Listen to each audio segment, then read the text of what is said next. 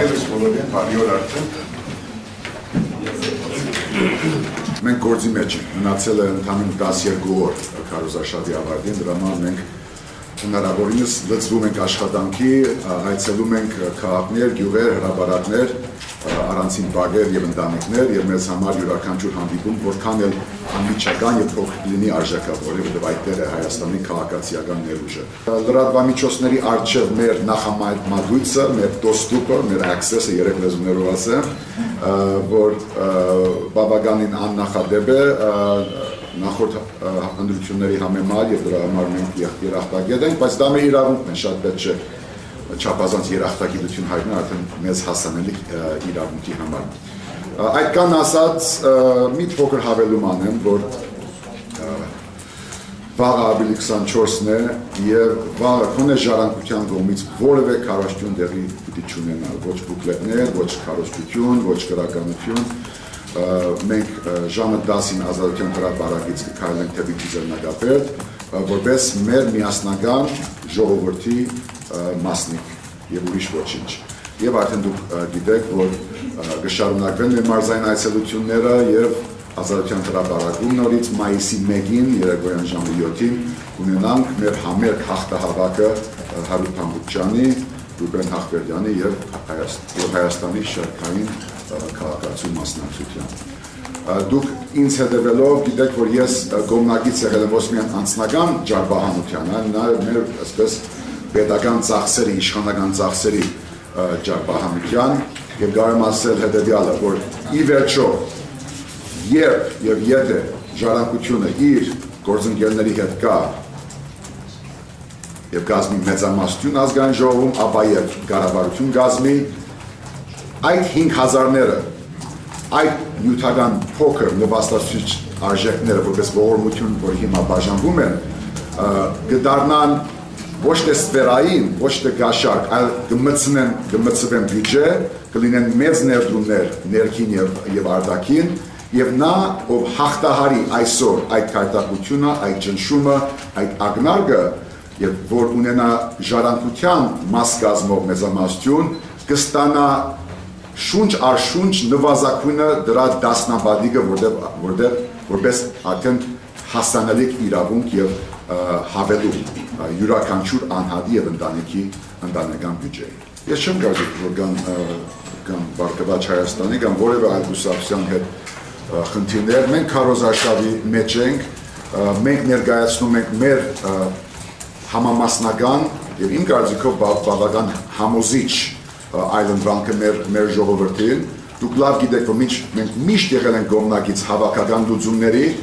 եւ դրա համար մեր յուրաքանչյուր մոտեցում, թե միասնական շտաբի, թե այլ հարցերում ուղղված է ուժեղացնելու, ավելի սոլիդ դարձնելու եւ ըստ էության ժողովրդին հաշվետու դարձնելու այդ կառույցը եւ ցանկացած այն նախաձեռնություն, որին մենք մասնակցում ենք։ Մենք բոլորին հաջողություն ենք մաղթում, մենք առաջի հերթին քննադատում ենք մեզ եւ հետո երբ որ կան այն դեղեր, խոցեր եւ խութեր, որոնք այլ կուսակցություն թույլ են տալիս, մենք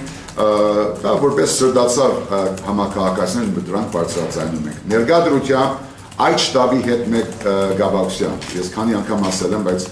այս հարցը դեպապես բարձրացվում է։ Մեզ համար անհրաժեշտ է, որ չլինեն այս հարցում սահմանադրության, օրենքների, ազատ ընտրությունների հարցում, ժողովրդի առջև հաշվելու լինելու հարցում որևէ անհատական կարծիքներ։ Սա պատասխանատվություն է, որ յուրաքանչյուրս արդեն գրում է ըստ սահմանադրության, եւ եթե լինելու են քաղաքական այսպես զորացող հուշագրեր, իմ կարծիքով այդ պատասխանատվությունը պետք է գրեն ոչ թե անձնական կարծիքի միջոցով, այլ յուրաքանչյուր ցուցակի իր առաջատարի միջոցով եւ այդտեղ պետք է բացվեն ըստ սահմանադրության բոլոր սահմանումները, թե ինչ է նշանակում լավ ընտրություն եւ ինչ է նշանակում ընտրակաշարք, հանրային սեփականության օգտագործում քաղաքական նպատակների համար եւ այդ բոլոր դրույթները, որոնց չբավարարման դեպքում մենք ասում ենք, որ չի կայացել ընտրությունը եւ մենք արտահայտ վիճակում ենք գնում։ Մենք պատրաստ ենք թե 8 այլ մրցակիցների առաջադարների, թե 3 այլ մրցակիցների առաջադարների հետ ստորագրել հենց հիմա, բայց գիտեք 12 օր մնացել է քարոզարշավին եւ մենք արդեն ասել ենք, որ ոչ ժամավաճառության խնդիր ունենք, ոչ էլ ձևական մոտեցումներ։ Եթե ըստ էության հանձնարարությունը կա, մենք պատրաստ ենք, եթե չէ, մենք կհամագործակցենք բոլոր շտաբների հետ եւ ուղարկենք մեր դերակատվությունը զուգահեռ բոլորին։ Այսինքն հասկանալի չդարը, բայց պարոն Հովհաննիսյան, ինչ անջակում, եթե հանձնարարությունը կա, մենք պատրաստ ենք ստորագրել, այսինքն պատրաստ եք ստորագրել միայն եթե ղեկավարները ստորագրեն, թե հիմա էլ պատրաստ եք այդուհանդերձ առանց այդ պայմանի ստորագրել։ Թե միայն հենց այդ Ես կարծում եմ, որ առաջարկում եմ միգուցե, որ ավելի հետաքրքիր թեմաներ լինեն ձեզ համար, բայց եթե այս հարցը երկու շաբաթ դուք ամեն օր ուզում եք բարձրացնել, շահարկել, ամեն մեկը իր շահագրգռության համապատասխան, ես կարող եմ ասել, որ Ժառանգությունը իր սկզբանե ներկայացրել է իր տեսակետը, իր առաջարկները, եւ մենք որևէ մեկին նախապայման կամ վերջնակիր չենք մենք ասում ենք, որ եթե ուզում ենք առաջ գնալ այսպես եւ ըստ էության, ոչ թե ձևական կառույցներ, ըստ էության ժողովրդին պատասխանատու, մեր սահմանադրական պահանջներին զորակցող մի քաղաքական կառույց մենք պատրաստ ենք, բայց 12 օր է մնացել եւ ես կարծում եմ, որ անգամ մեր մյուս գործընկերները, մրցակիցները այլևս հասկանում են, որ մենք մտնում ենք վճռական փուլ եւ բարին ենք մաղթում։ Դուք ինքներդ նաև պիտի այսպես մշտադիտարկման տակ վերցնենք այդ շատ լավ նախաձեռնությունները եւ տեսնենք, թե որքանով իրենք ըստ էության իրենց գործը կատարում են։ Սա միմիայն օժանդակ զուգահեռ նախաձեռնություններ են, չեն փոխարինելու սահմանադրական պահանջն է եւ այդ պահանջն է, որի համապատասխան գնահատականը, մեր գնահատականը պիտի դրվի մայիսի 7-ին։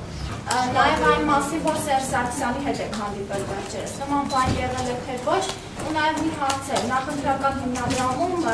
ձեր ներդրումները բավականին մեծ են, ՀՀԿ-ից հետո ձերն է, այդ ֆինանսները որտեղից կուսակցության։ Շատ լավ հարցեր են։ Նման հանդիպում չի եղել, եւ դրա համար ովքեր սուտ լուրեր են տարածում, թող իրենց նաև պրոֆեսիոնալիզմի, էթիկայի այդ չափանիշները առաջին հերթին իրենց վրա կիրառեն։ Դա մեկ հանդիպում նման չի եղել։ Երկրորդ առաջ ասացի կգրկնեն նրանց համար, ովքեր գրկնողության անհրաժեշտություն ունեն։ Որտեղից ծագեց։ Ես մի հարցազրույցի կամ ասուլիսի ժամանակ ասացի, որ եթե